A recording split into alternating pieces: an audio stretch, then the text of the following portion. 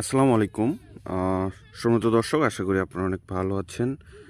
তো আমাদের এই মরিচ গাছগুলোর বয়স চলতেছে আজকে দিয়ে 32 দিন। তো গত মাসের 1 তারিখে আমরা এই গাছগুলো রোপণ করেছিলাম।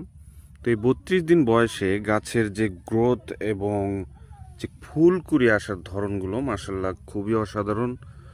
আমরা চেষ্টা করতেছি অতিরিক্ত যত্নের মাধ্যমে গাছগুলোকে স্বাভাবিক বৃদ্ধি রাখার জন্য।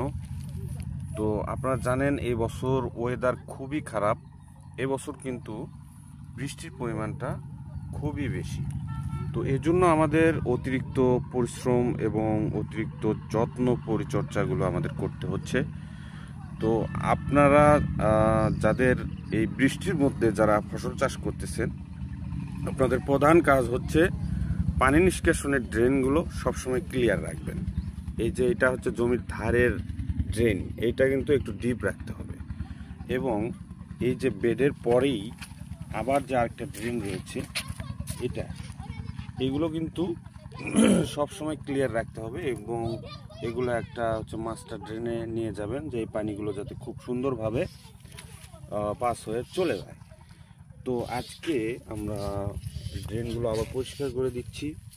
তো গাছের গোড়াতে আগাছা হয়েছিল, এগুলো পরিষ্কার করে দিচ্ছি এবং ড্রেনগুলো ক্লিয়ার রাখার চেষ্টা করতেছি।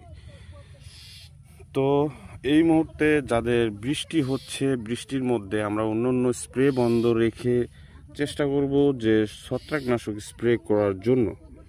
কেননা বৃষ্টির পরপরই ছত্রাকের অ্যাটাক হওয়ার সম্ভাবনা খুবই বেশি, বিশেষ করে ডাল পচা এবং গাছের গোড়া পচা এগুলো কিন্তু বেশি হয়।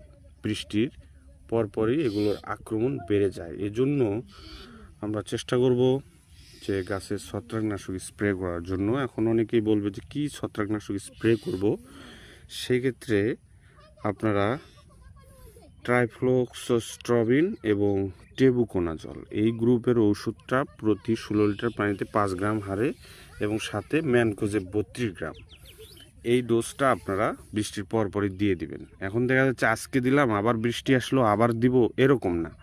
হয়তোবা 1 দিন কিংবা 2 দিন গ্যাপ যাওয়ার পরে আবার এটা স্প্রে করে দিবেন।